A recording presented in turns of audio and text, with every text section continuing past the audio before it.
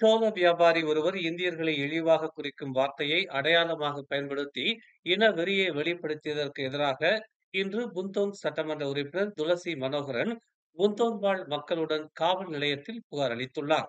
சம்பந்தப்பட்ட வணிகர் மன்னிப்பு கோரியதை வரவேற்றாலும் இது போன்ற செயல்கள் தொடர்ந்து நடத்தப்பட்டு அதன் பின்னர் மன்னிப்பு கேட்பதை ஏற்றுக்கொள்ள முடியாது என்றும், பல்லினத்துவத்தை அங்கீகரிக்கும் நாடாக மலேசியா இருக்கும் நிலையில் இம்மாதிரியான இன வெறியர்கள் அதற்கு எதிராக செயல்படுவதாகவும், காவல்துறையினர் சம்பந்தப்பட்ட ஆடவர் மீது வெளிப்படையான விசாரணையை மேற்கொண்டு உரிய நடவடிக்கை எடுக்க வேண்டும் என்றும் துளசி மனோகரன் வலியுறுத்தினார். சுங்கைப்பட்டாணியில் உள்ள வணிகக் கடையில் போதைப் பொருளை பதுக்கி வைத்திருந்த 46 வயதான உள்ளூர் ஆடவரை போலீசார் கைது செய்துள்ளதாக கெடா மாநில காவல்துறை தலைவர் லத்தோ ஃபைசல் சலே தெரிவித்துள்ளார். வணிக கடையிலும் வாகனத்திலும் போதைப் பொருட்கள் கண்டெடுக்கப்பட்டதாகவும் அதன் மதிப்பு 4 மில்லியன் என கணக்கிடப்பட்டுள்ளதாகவும் அவர் கூறினார். சோதனையில் 51 கிலோகிராம் ஷாபு வகை போதைப் பொருளும் 14,9 கிலோகிராம் எடையிலான எக்ஸ்டாசி வகை மாத்திரைகளும் பறிமுதல் செய்யப்பட்டிருப்பதாக அவர் தெரிவித்தார். மலேசியா வழியாக வெளிநாட்டுக்கு கடத்த முயன்றதாக முதற்கட்ட விசாரணையில் தெரிய வந்திருக்கும் நிலையில் கைது செய்யப்பட்டவர் மேல் அதிக விசாரணைக்காக 7 நாட்கள் தடுப்பு காவலில் வைக்கப்பட்டிருப்பதாக அவர் கூறினார். பினாங்கு நகராண்மை கழகம் இன்று 2 மோட்டார் சைக்கிள் பழுதுபார்க்கும் கடைகளில் மேற்கொண்ட சோதனையில் 11 மோட்டார் சைக்கிள்களை பறிமுதல் செய்துள்ளது.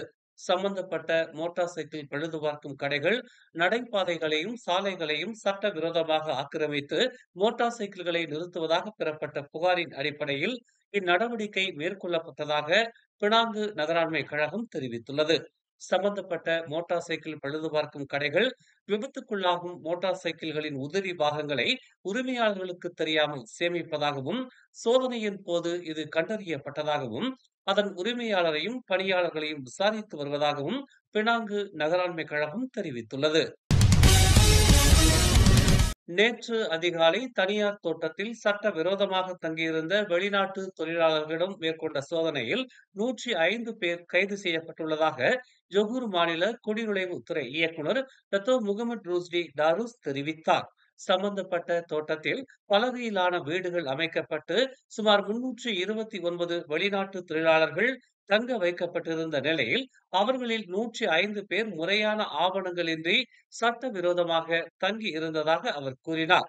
அதிகாலை 1 மணி அளவில் சோதனை மேற்கொள்ளப்பட்டதாகவும், கைது செய்யப்பட்டவர்களில் 98 ஆண்களும் 7 பெண்களும் அடங்குவர் என்றும் அவர் கூறினார். அனைவரும் 18 முதல் 54 வயதுக்கு உட்பட்டவர்கள் என்றும், Bangladesh, Indonesia, Myanmar, Pakistan, India ஆகிய நாடுகளைச் சேர்ந்தவர்கள் என்றும் அவர் கூறினார். வத்து பகாட் பகுதியில் இயங்கி வரும் சம்பந்தப்பட்ட தோட்டத்தின் மேலாளரிடமும் விசாரணை மேற்கொள்ளப்பட்டு வருவதாகவும் அவர் கூறினார். 1228.95 ஹெக்டேர் பரப்பளவில் மறு மேம்பாட்டிற்கு சாத்தியமுள்ள 139 நிலப்பகுதிகளை கூட்டரசு பிரதேசத்துறை அடையாளம் கண்டுள்ளதாக பிரதமர் துறையின் கூட்டரசு பிரதேச அமைச்சர் டாக்டர் ஜலிகா முஸ்தபா தெரிவித்தார். கோலாலம்பூர் கட்டமைப்பு திட்டம் 2040 மற்றும் வரைவு கோலாலம்பூர் உள்ளூர் திட்டம் 2040 ஆகியவற்றின்படி இந்த தளங்கள் எதிர்காலத்தில் மறு மேம்பாடு செய்யப்பட்டவுடன் மலிவு விலை வீடுகளுக்கான சாத்தியமான இடங்களாக மாறும் என்று அவர் கூறினார். மலிவு விலை வீட்டு வசதி மேம்பாட்டிற்காக மத்திய மற்றும் டிபிகேஎலுக்கு சொந்தமான நிலம் கிடைப்பது குறித்தும், இந்த முயற்சிக்கான அரசாங்கத்தின் குறுகிய மற்றும் நீண்ட கால திட்டங்கள் குறித்தும் பக்கத்தான் ஹரப்பான் பத்து பகாட் நாடாளுமன்ற உறுப்பினர் ஓன் அபுபக்காரின் கேள்விக்கு டாக்டர் ஜலிகா இவ்வாறு பதிலளித்தார். இன பாகுபாடு எதிர்ப்பு சட்டத்தை அறிமுகப்படுத்தும் திட்டம் அரசாங்கத்திடம் இல்லை என்று தேசிய ஒற்றுமைத்துறை அமைச்சர் ஆர்வன் அகோ டகாங் இன்று நாடாளுமன்றத்தில் தெரிவித்தார்.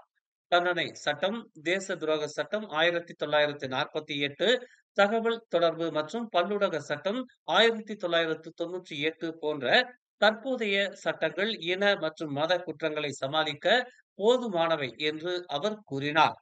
பக்கத்தான் ஹரப்பான் பாகான் நாடாளுமன்ற உறுப்பினர் லிம்குவான் என் கேள்விக்கு அவர் இவ்வாறு பதிலளித்தார்.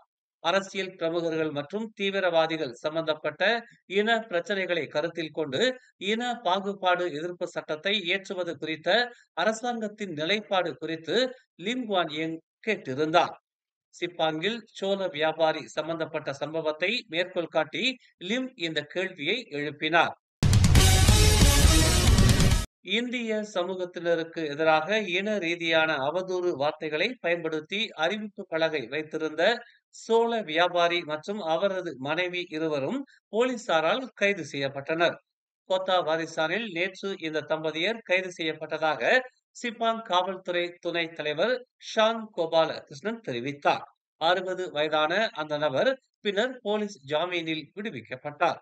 அவரது 50 வயதான மனைவி மலேசியாவில் அதிக காலம் தங்கியிருந்தது கண்டறியப்பட்ட பின்னர் குடிநுழைவு சட்டத்தின் கீழ் விசாரிக்கப்படுவதற்காக காவலில் வைக்கப்பட்டார்.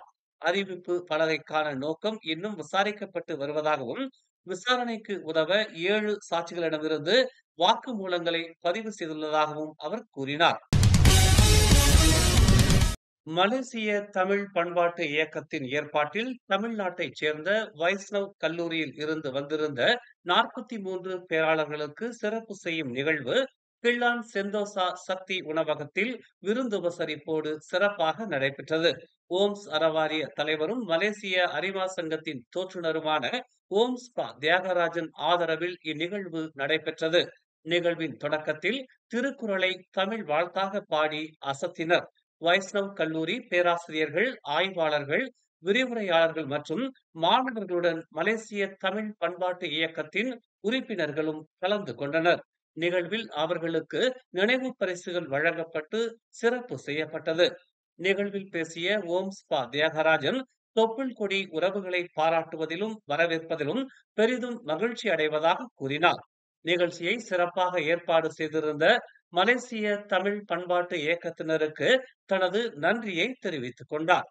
வந்திருந்த பேராளர்கள் சக்தி உணவகத்தின் சார்பில் நேர்த்தியாக சமைக்கப்பட்டு விதவிதமான வகைகளில் வைக்கப்பட்டிருந்த இந்திய பாரம்பரிய உணவு வகைகளை சுவைத்து அடிக்கடி பாராட்டியது உணவின் மீதான சக்தி உணவகத்தினரின் அக்கறையை காட்டியது. அசத்தலான விருந்துபசரிப்பில் அழகான ஏற்பாட்டில் மலேசியா தங்களை அரவணைத்தது பெருமிதமாய் இருக்கிறது என்று பேராளர்கள் தெரிவித்தனர். மேலும் செய்திகளை தெரிந்து கொள்ள தமிழ் மலர் நாளிதழை பாருங்கள். எங்களோடு இணைந்திருக்க மலர் டிவியை பதிவு செய்து கொள்ளுங்கள். உறவுகள் மகிழ்ந்திட விருப்பம் மற்றும் பகிர்வு சேவையை சொடுக்கிடுங்கள்.